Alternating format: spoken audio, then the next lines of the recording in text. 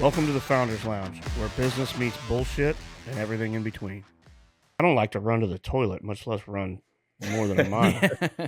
I'm just I not. know you like to lift quite a bit, Don. Yeah, I don't. Running's not my really thing, but Where are you located at? Cleveland, Ohio. All Grew right, up so in it's Cleveland. Yeah. I'm from Pittsburgh. Don't hate me for it, but we used to go to Cleveland all the time, man. Me and my Yeah. I buddies. mean, Pittsburgh's an awesome city. I can't say that about the football team, but um, Well, they're not so awesome anymore anyway. So. I can't talk much about our Browns either. So, Hey, man, you guys at least have. They've been trying to plan a future for the Browns. They've got young talent. We used to go up to the Rock and Roll Hall of like my buddies and I. You guys are only an hour and 25 minutes or so from us. right. But you're in good weather to run. That's the difference, man. I run down here a few times a week, and the humidity just kicks my ass. It's like you're starting to cool off probably up there. The humidity, I don't care how good of a runner you are, humidity will suck the soul out Right. of you if you're not careful. You have to fuel, you have to get your carbs in prior, you got to get your electrolytes, your hydration in.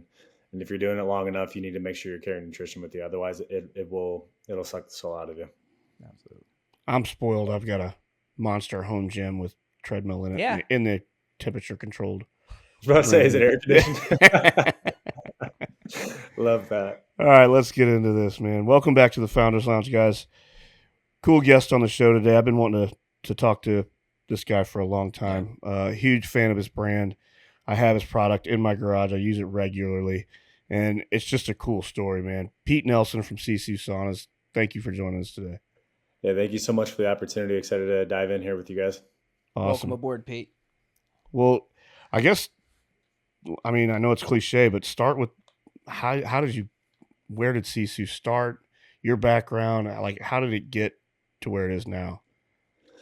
Yeah, so my background, I grew up in Cleveland, Ohio. My parents have been married for 35 years. I'm one of three, and it's a blue collar town. And I played basketball. That was my love language. You know, we would get out in the backyard, hoop. I played with my dad, play with my friends, and that carried me all the way into college. And so I played a year of college basketball. I dropped college ball to pursue more of my Army ROTC obligations, where the Army was paying my way for 4 years on a full ride so I could commission as an officer. And soon thereafter, my sophomore year, I transferred from the school that I was playing basketball at back to Ohio, where I was going to school at University of Akron. And I met my wife the first day there. Asked to be my girlfriend the first day. I knew it right away.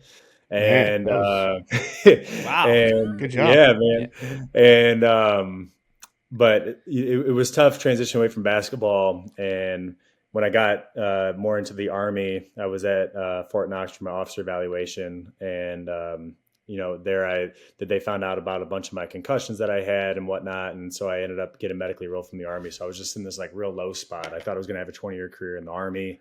Thought I was going to have this, probably not have kids until I was 35, the whole thing. And eventually, I just kind of pivoted more and more into like what I wanted to do, which was train people and be around the fitness and wellness space. So became a trainer at a local gym and dropped out of college. I was dating my girlfriend, now wife at the time. And through that process, found to just really love fitness and became a manager of a gym. Then I ended up owning that gym. And then walking into the gym one morning was a client of ours who went to this XPT experience. XPT, which is owned by Laird Hamilton and Gabby Reese. They were doing this sauna cold plunge event out in Hawaii, and he had just come back from it, and he was touting about the sauna experience. And the sauna experience was just so life-changing that he ended up buying one for his home. And then shortly thereafter, I bought one for our home.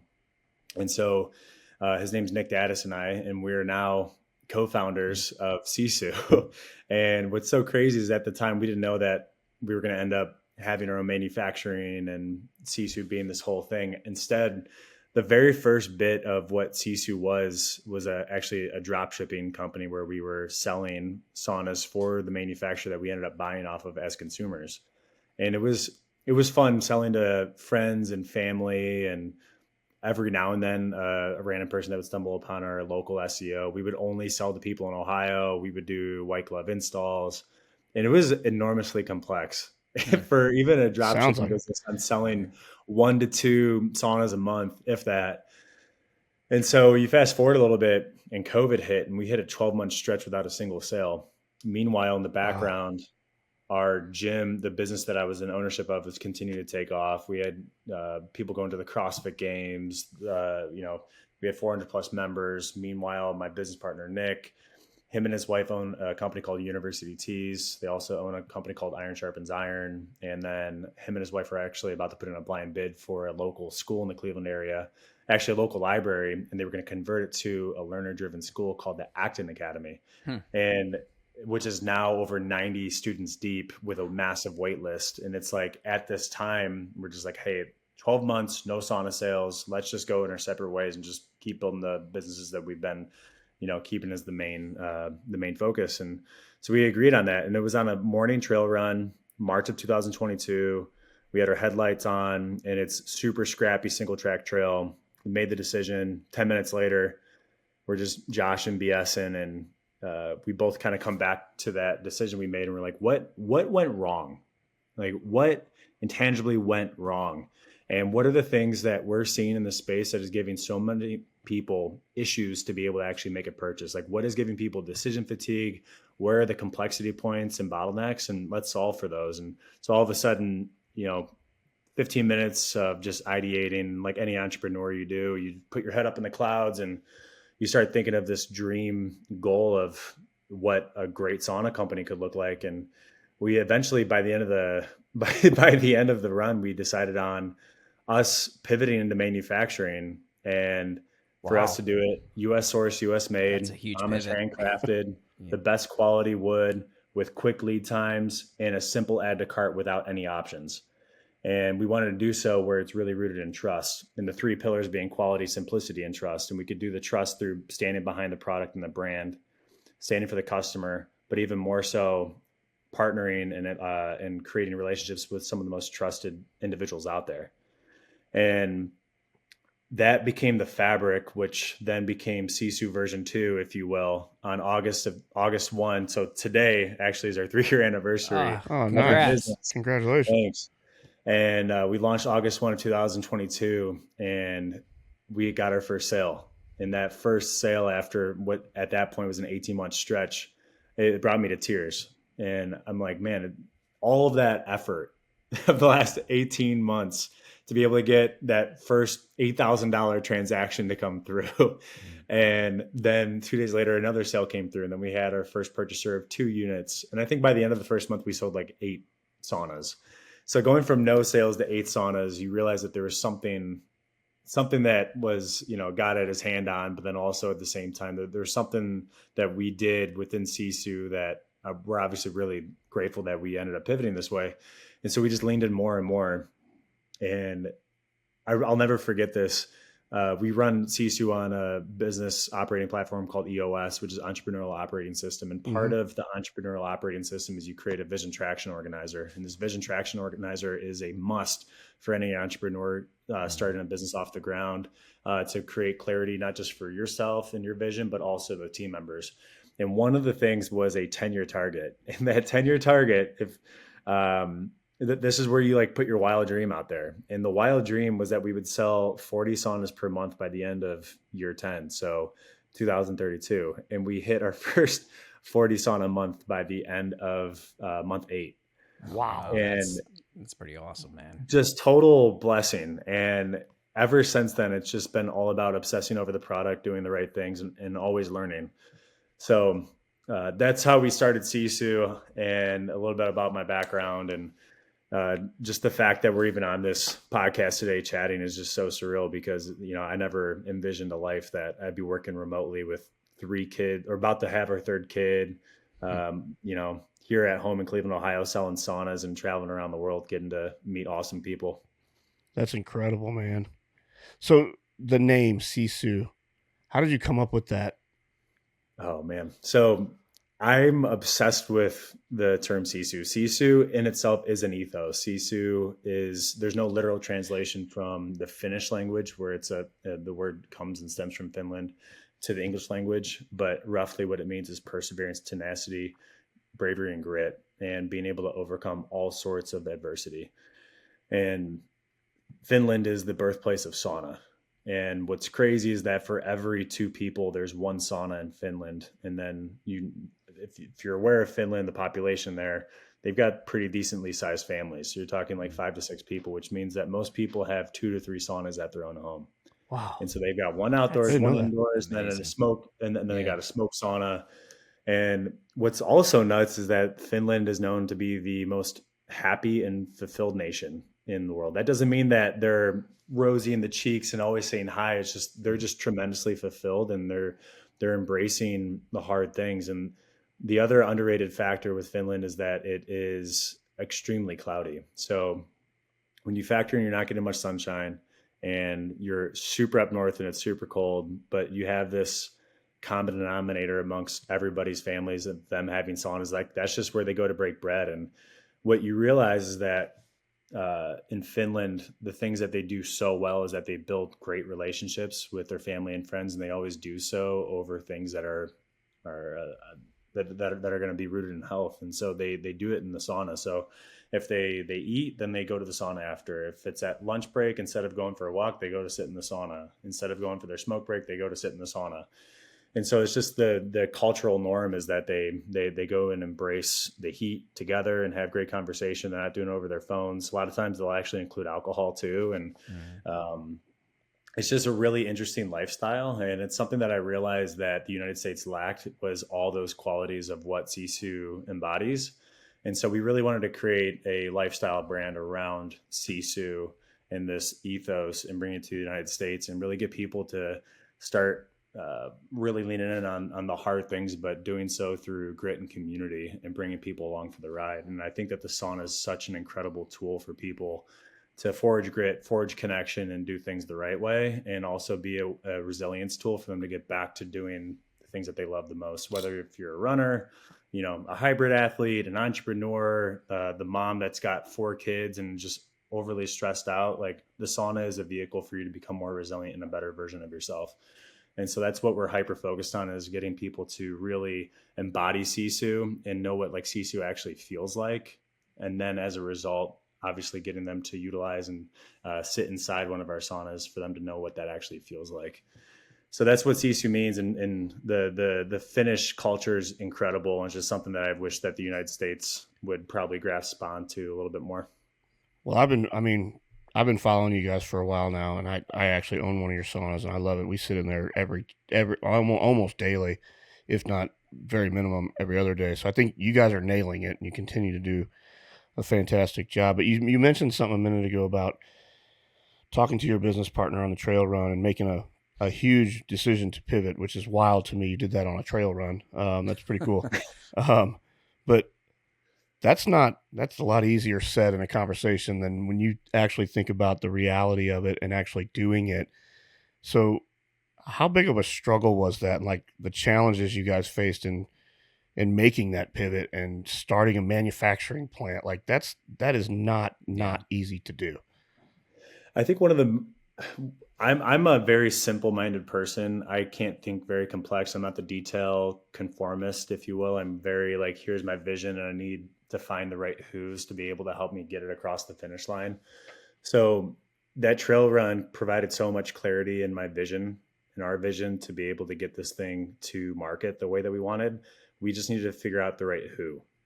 It's not us to figure out the hows to be able to get. I've never milled a piece of wood in my life. Mm-hmm. I've never purchased inventory of cedar from Idaho, and I've never imported or carried inventory. Like all I knew was that I really enjoyed training people and loved like how fitness made myself and other people feel. So I knew that was out of my scope, but I knew that I had a strong vision, and I knew that I needed to embrace the who, not how mentality.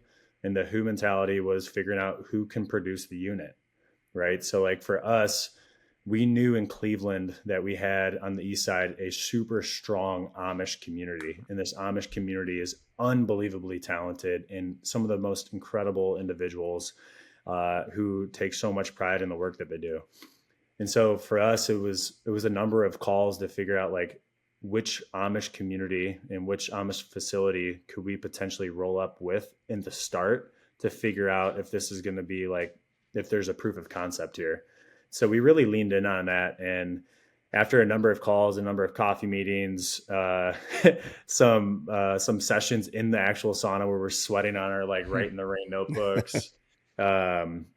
Eventually we ended up landing on a concept, which I still have the iPhone note. I wrote down all my notes in the notes app on my iPhone, and I love looking back upon it. We were going to launch with 4 different SKUs, with 2 different heater types, with installation across the United States. And that was the original meeting note. And then what ended up happening is we ended up landing on just 1 SKU, and we launched 1 barrel sauna. It was the Edwin barrel, our larger barrel. We launched it without a roof kit, which we learned really quickly that we needed a roof kit. And we launched with 2 different heaters. And after 3 weeks, we pruned 1 heater. So it literally became just Edwin barrel with roof kit, add to cart, done, and with 1 heater option. And man, like that, we learned a lot through this process, because we were figuring out who could we get into the right position to be able to produce these units on a super small scale. Like we invested into 4 saunas worth at the very beginning, which were the proceeds of our drop shipping business. So there was really like no money out of pocket from my family or Nick's family to really get this going. So we invested into 4 saunas worth. We had a proof of concept. And then from there, we took all that profit and then reinvested it back into the next batch of 4, and then the next batch of 4, and then the next batch of 4. And then eventually the batch of 4 became 8, and then 12, and then 15, and then 20, and then so on and so forth. That's awesome. And so we didn't take any money from the business until maybe 5 months in, 6 months in. We really were hyper focused on just-in-time inventory. So it was just the right amount of inventory for you to be able to utilize the money that's coming in from the customer to then fund the order, rather than having to strap a bunch of, line of credit or capital up front to then invest into the order. And I think that's like it's so funny. Like even in this season of business, we went away from just-in-time inventory, which to me was the wrong move. And it's something that from my mismanagement, it put us in like a cash position, which was tough over the last like 2 months because we put too much in inventory without the right amount of line of credit. So now we're pivoting back into just in time and just keeping it super simple. But the reason why I'm saying this is like, there's so many learning lessons. And a lot of times it's the same lesson, just at a larger scale. And so there's these like initial learning lessons from taking it from concept to actually getting off the ground and launching in August of 2022 that we're still kind of repeating today, but just at a larger scale. And it just is kind of masked in a different lens. Oh, yeah. And it's really interesting how, as long as you're very privy to the notes that you were taking year by year as an entrepreneur and you review them, a lot of the times they're similar problems, just different amplifications. Well, you mentioned the just-in-time inventory versus, stockpiling massive amounts of inventory. That's a huge thing for your business and your model. Yeah. And product specific, because you're talking, that's a lot of money, hundreds of thousands of dollars, I would imagine. Yeah. So that makes sense to me. But the next thing I wanted to talk about is I'm merely speaking from like a consumer of your product, of which I love, but the differentiator between your product versus other saunas. I've owned many before in the past, probably 2 or 3, and I've owned like the cheapest of the cheap, your Amazon red light saunas. I've had 2 of those, and then we upgraded to like a better version of one. Mm-hmm. But and I got introduced to Sisu through Dylan down in Tampa from Suka. Yeah. Sorry, I was drawing a blank on his name there. Gotcha. But he built a phenomenal facility there. And just when you see the pictures of this place, it's like it's a gym, but it's like it looks like a resort. That place is phenomenal. And I reached out to him because I was in the market for a new sauna, and that's how you and I got introduced. And the minute that thing showed up at my house and I opened the crate, I was like, holy, you can just, you can see it, you can feel it. And then when you're sitting in it, you can smell it. Yeah. I mean, just the quality of the product compared to the rest of the industry that you're in is night and day. There's no one even close. What's really interesting, I was down in Tampa the last couple of days, and I was able to see a lot of other products out there at one of our ambassadors' homes who does third-party reviews of different saunas. I think I get so hyper focused on what we're doing and our own issues that I'd never like really pull myself back out and then see like who we're actually competing with. I do the same And seeing thing. like the different price points and the qualities, it really blew me away of like how grateful I am that we're doing things the way that we want to and the quality standards that we have, because it really became like a really large night and day difference. And you were mentioning like what makes Sisu so different. I actually literally from that trip wrote down a massive Google Doc of all these differentiators that I saw of our product versus what's out there. But to just kind of give you like the high level list, we're truly the only like high production US source, US made like DIY kit sauna company out there. So all of our wood comes from Idaho. It's Western red cedar. There's no thermo woods. There's no like spruces or pines. It's like truly Western red cedar. And then the type of the wood quality. So every single piece is literally hand selected by our Amish team, and then every piece is sanded down. And if there's any holes or knots, then the knots are filled with a non-chemical solution essentially, and then resanded back over so that that knot doesn't fall out. And then if there's any abrasions or anything like that that can't be utilized in a sauna, then it's set aside and then we reuse that piece of wood in a different part of the sauna.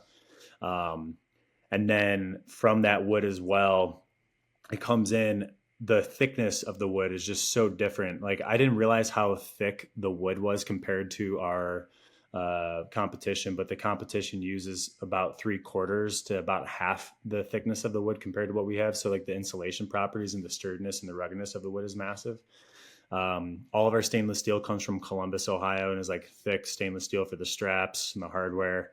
Like the way that it's created is like it's created in a way to where it's easy to grab and pull, and it's aesthetically clean and it's simple. Like the way that the cradles are built are like large and robust and beautiful, and it's just like there's so many different things. But the other thing too is like the heating mechanism the heaters that we use are like top of the line. So you're talking like super hot, high rock volume, Wi-Fi enabled. You could set it on a schedule. I could turn on the way home from school. Like if I'm if I'm in college, and then if, when I was down in Antarctica running with my dad, I was able to turn on the sauna back home for my wife who wanted to go in the sauna. Like that was pretty rad. Yeah. My wife does that to me all the time, by the way. Hey, can you Yeah. turn the sauna on for me? Yeah, it's awesome. But those are just kind of like the higher end levels of it. But the other thing too is like we have like a team that like really stands behind the product. So like the customer experience is like top notch, and that's something we really pride ourselves on. And we're always learning too. I'm learning too, like right now with, obviously at where we're at now in the business is making sure like, all right, how do we scale the number of units going out, but maintain the same expectation of customer service? That's the fun challenge right now. And we're navigating it really well. We've got the right people in place, and it's been so fun. So there's so many different differentiators on our product that I'm missing a lot of them, to be honest with you. But we're hyper focused on just doing the right thing and obsessing over the product, because ultimately at the end of the day, like a really good product creates referral and word of mouth. And that's the best form of marketing that there is. Couldn't agree more. The other thing I was going to mention was how easy they are to put together. I mean, Yeah, I was just gonna Yvonne ask. and I have the little, I guess the Eddie barrel, Yeah. the smaller barrel sauna, because I have it literally it's in my garage in my gym. And I wanted the bigger one. I just didn't have, literally I did not have a place to put it where it would fit. But we put that thing together in like 3 hours. Oh wow. We literally constructed it, and then, the guy that does all of my electrical work came and, put the heater on for me and hardwired it in. But it was super, super easy to do. I mean, you don't really see that a whole lot. You know what I mean? And I wanted to ask Peter, like, two things really. You were talking about product innovation and differentiation of, hey, the thickness of wood, where we source it. Like, was that part of your specs when you guys talked after that 18-month hiatus or whatever, and said like, we want to create the best sauna? Or was that brought to you by the builders that said, well, what if we did it this way? Like how did it come to be? Question. Yeah. It's definitely it's very collaborative, right? So like for us to be able to make it happen, like we're bringing our ideas to the table, but ultimately like I'm not the one that's building the saunas. It's the Amish team that is.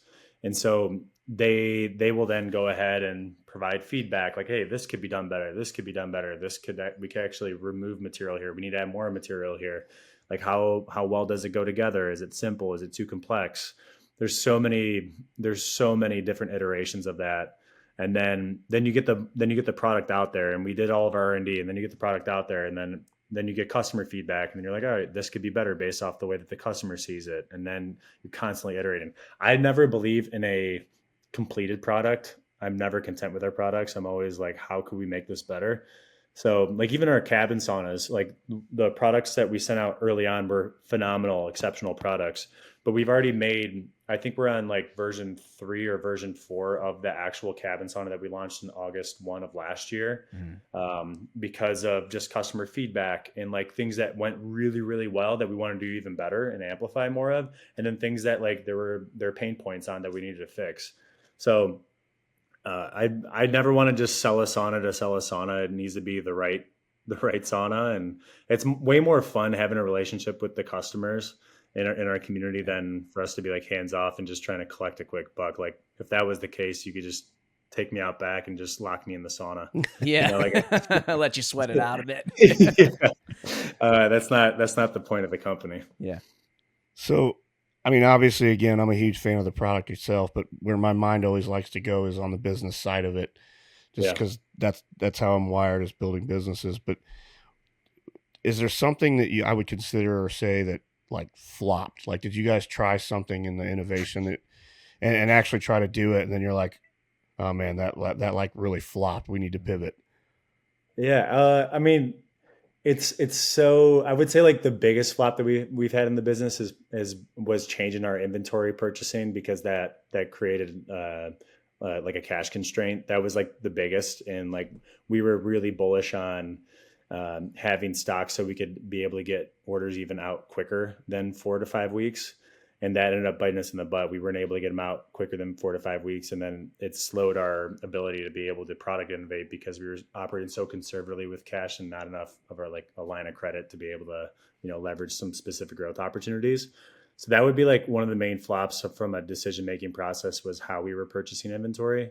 From like a product innovation side, I was so bullish on this idea of a wood burning sauna that we called the Ember, that we launched, I don't know, maybe 2 years ago now. And it's our Edwin barrel, but with this massive, like 12 kilowatt wood burning sauna stove that had 300 pounds of stone. And we pumped out all this marketing and all this R&D, and oh man, it was so beautiful. And then it ended up being like 1 in 50 sales. It's too beautiful that it wasn't going to move. Yeah.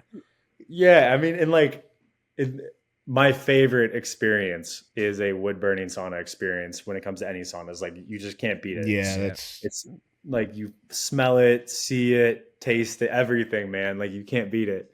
Like they call it lolu, which is like when you pour water on the rocks and like the steam that it creates in the sauna. Like you can't beat it.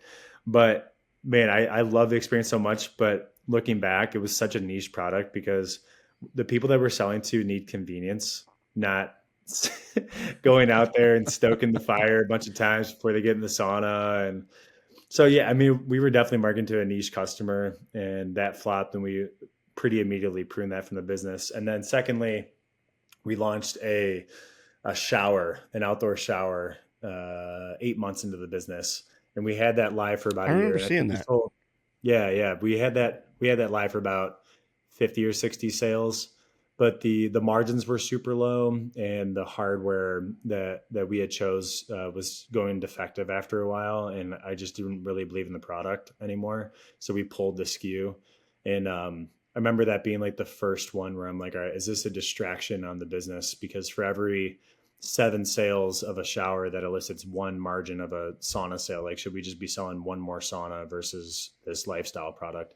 And I realized 8 months in the business that it was a complete distraction. Whereas now it's a different time of the business. So like we're actually actively working on a version 2 of that right now, with a greater margin and better durability and quality that our customers come to expect. And then we've also got, I'm really bullish on this one other product that we've got in the works that's non-cold plunge, non-sauna, non-shower related, that I think is going to like really shake up the wellness space. That I can't really speak on too much, but let's just say it's like our first product that's like truly high margin that could be a recurring revenue that I'm just really pumped about. That'll launch in probably September. So Nice. you'll see that come out. Don, I'll be sure to Excellent. send you some. Nice. I actually have a kind of a lighter question for you. Yeah. And if you already said it early on, forgive me, but what was your first sauna experience? Do you remember it? How far back? What got you into it? Yeah. Great question. I don't remember my first sauna experience, to be honest with you. I remember assembling my first sauna, and that was the one that we bought for our house. And I remember it just being like painstakingly long. I remember it taking like 2 full days, and that didn't even include electric. And I remember the first time I turned it on, and I was like dying in there. And that first that first burn, if you will, coming out, I was like, this thing is next level. Like this is really killer. Like, why have I not been in a sauna before? But I do remember my first time hosting like a large group of guys over. We did it. We every now and then, probably like once a quarter, we call it the meat sweats. So everybody brings over some steak. One man mans the grill, and we're just doing sauna cold plunge rounds. And you got some steak on the grill, and you're crushing some red meat. And nice. I remember doing that for the first time, and everybody was just euphoric. And that's when I knew that this was a feeling that I wanted more people to like actually have an experience. And that was probably like 2021 before we ever launched Sisu as people know it now. But that's probably the most memorable sauna experience I have from early on. But I remember the build out experience of my first one and remembering that it could be done much more simple. You were already thinking product improvement. That's great. Man. For sure. Yeah. You mentioned wood burning sauna. So I did a men's retreat back in February, and we had Brian Peters bring his trailer. Awesome. Yeah. That thing's insane. That thing's like 25 foot long. It's nuts, but wood burning that's a different experience. But to Peter's point, to like the community of that experience that it pulls in. I mean, at the end of the day, I mean, I had been in saunas before, but the wood burning, like some of those guys, I don't know if they've ever been in one, and there is like a vulnerability because you're all sitting there sweating, you're half naked, you don't know what to expect. You don't want to be the first one to leave. You don't want to, and it just bonds. It brings you together. And it's very cool that you talked about that from the kind of the historical element. Yeah, that's the glue to it. Yeah. I think if I don't think saunas are meant to be a one-person sauna. Like you see one-person saunas out there, and I'm like, dude, that sounds miserable. Right. I don't want to be in this little, it's an oven. I don't want to be in this little small box. Like I need at least one other human in there, or space for one more human, just so I can like talk to myself for a second. But I think I really think that the glue to sauna therapy and any honestly like health in general is the accountability of somebody else. Right. Like I've got like a men's group of guys that come over that are all dads, 5:15 a.m. at my garage gym. We get tons of work in, and then we sauna cold plunge after, and everybody's back home by 6:45 to wake up their kids. Like I'm assuming like, and I'm a disciplined guy, but I'm assuming that probably like 50 to 60% of those sessions, if nobody was there, I would probably have just slept through my alarm just to get extra sleep. But because I know that I have to show up for those guys, and like I'm in the sauna, and if I'm in the sauna and I want to get out at 12 minutes instead of 18 minutes or whatever it is, like it's way easier for me to get out if it's just myself, because I'm not letting anybody else down except for myself, and it's just a sauna session. But all of a sudden you got 3 other guys in the sauna, and you got some guy pouring water on the rocks, and you're trying not to die. Yeah. And somebody's like, 1 more minute, and here you go.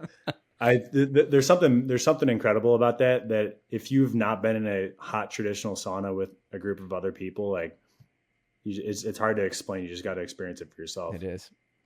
Well, so I want to get into a little bit of the science behind it. We don't have to get nerdy on it and go down wormholes, but a lot of people are intrigued by it, and I don't think that I'm not so sure that they understand the benefits, all of the benefits behind the sauna. Not only the sauna, but the cold plunge too, and the transition work. Talk about that for a minute.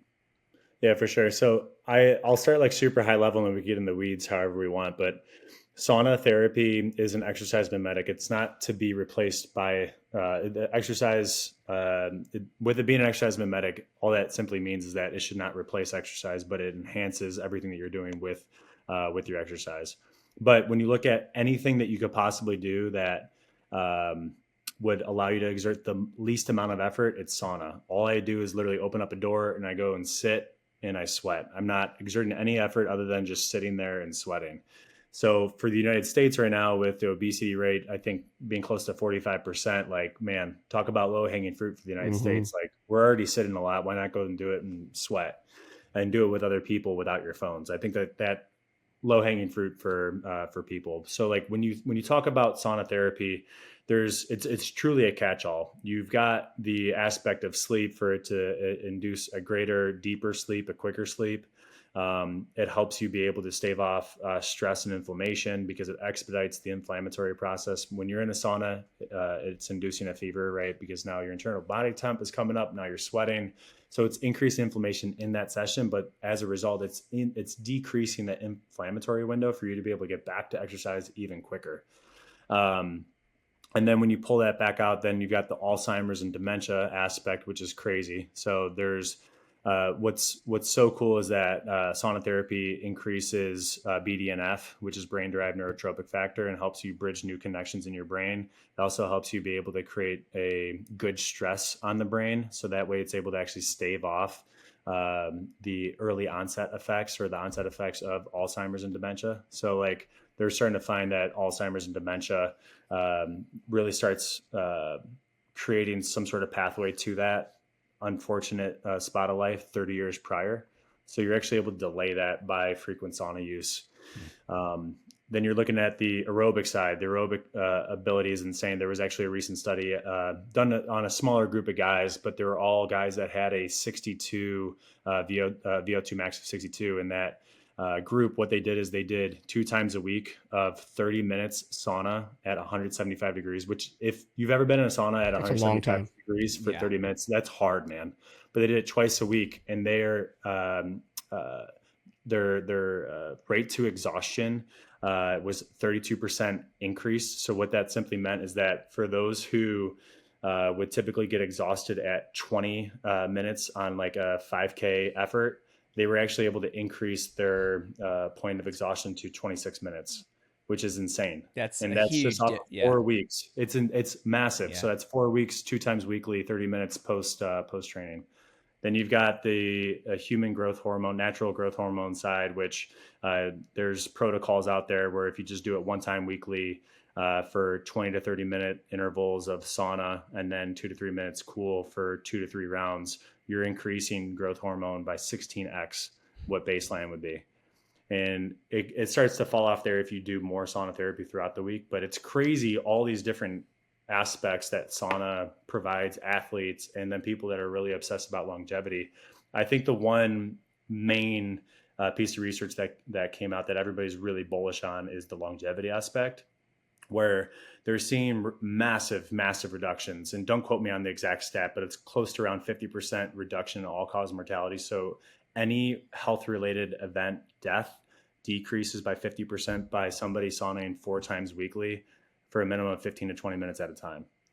So it's insane how wide of a net sauna is casting. And the main thing that I found, like, the diminishing return aspect is really when you extend a sauna session beyond 30 minutes in any one bout. So to me, the gold standard for somebody, if I'm educating them on like best sauna practices and protocols, is get into a sauna 4 times weekly for 15 to 20 minutes at a time at a minimum of 175 degrees. And you're going to see a massive improvement in all those different aspects that I just covered. So that's the main enchilada on it. So I have a question on the cold plunge side. So I have both. Like I've got a cold plunge tub right outside the back door of my gym, and most 99% of my training is all hypertrophy training. I was a bodybuilder for a decade, and I've tried other modalities. I hate, like we were bantering back and forth. I hate to run. So my cardio and what I would call conditioning right now is garbage. I'll just be honest with you. But most of the time I'm in there and I don't really focus on. I'm 45 now, so being big to me is irrelevant. I don't really care just trying to maintain the muscle mass that I have and when I train now. And I've had to kind of alter the cold plunge use off of this mentality that, you know, I don't do it post workout because it automatically hinders hypertrophy, the process. Like, is that a myth or is that true? Because I've heard so many conflicting, you know, pieces of advice on this. So like right now, I just don't do it because I've been told so many times, don't cold plunge immediately after you get done training, if that's how you're training. To go against to go against what people are saying out there, I truthfully believe unless if you're C-Bum or Arnold Schwarzenegger going to be the top of peak physique and peak muscle, I think it's a myth. And the reason being is that the effects of what a cold plunge could do for you post workout, whether that's hypertrophy, whether that's a run, whatever your workout is, it far outweighs that of the effects that it could have against your hypertrophy. And all that simply means, like, when you look at what cold plunging does, it's vasoconstriction. So like you're getting all this blood flow back to the extremities, which means that you're having less nutrients going out to the muscles to be able to help recover it. But also you have to remember that it's decreasing inflammation. So like by me being able to decrease my inflammation from a cold plunge bout, it's going to let me be able to get back to training and feeling good quicker. So to me, like when I'm looking at myself as a father, an athlete, like I run, I also like to lift. I have like a good amount of size as well. Like I still cold plunge nearly every single time after a hypertrophy session, and I lift 3 times a week. And I've seen massive PRs in all 3 of my main compound lifts of bench, squat, and dead. But I'm cold plunging more than I ever have. One, because we have a cold plunge that we're about to release here for Sisu here in the next 2 weeks.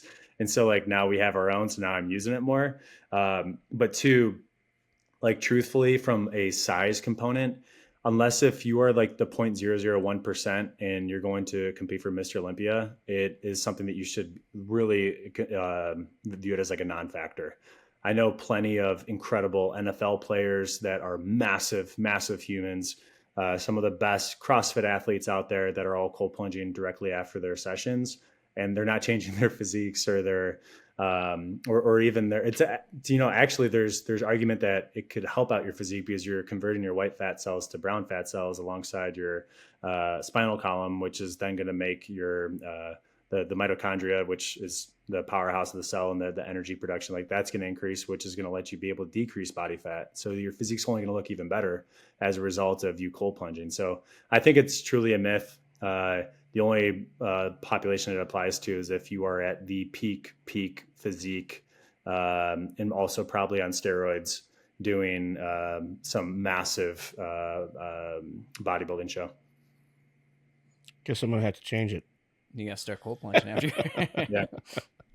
I mean, I like on the cold plunge thing, man, I'm self-admittedly in the wintertime, because mine is outside, I'm a sissy when it's cold, bro. Like it's just, and that's cold in North Carolina. It's not Cleveland cold. That's yeah. it's I cold wouldn't in even North Carolina, think about 60. it in Cleveland. Wouldn't even think about it. Yeah. If that thing was not inside, I'd be like, nope, I'm just gonna pass You it probably today. start getting some snow in the next few weeks up there. Nah. Dude, no, careful there. It's I feel happened. like, yeah, I know. We've had a really hot summer here, which has made sauna sessions and cold plunge sessions like in their own right, like completely harder or easier. Like the cold plunge is way easier in the summer. The sauna is like, oh my gosh, I can't even sit in here at 190 during this humidity. I have to like be at like 175, and like, it is what it is. But in the winter, man, there's nothing better than having a ton of snow on the ground. You're in the sauna, you're pouring water on the rocks, and you go out and you do some snow angels, and then you're breaking up the ice inside of the cold plunge. Like, man, there's something about that. I agree. Very good stuff. Well, man, I'm going to leave it up there. I appreciate your time. I know it's valuable, and I appreciate you joining us today and sharing the story. And I think you guys are running a big sale right now, right? Yeah, we are. So we're running our 3-year anniversary sale this week.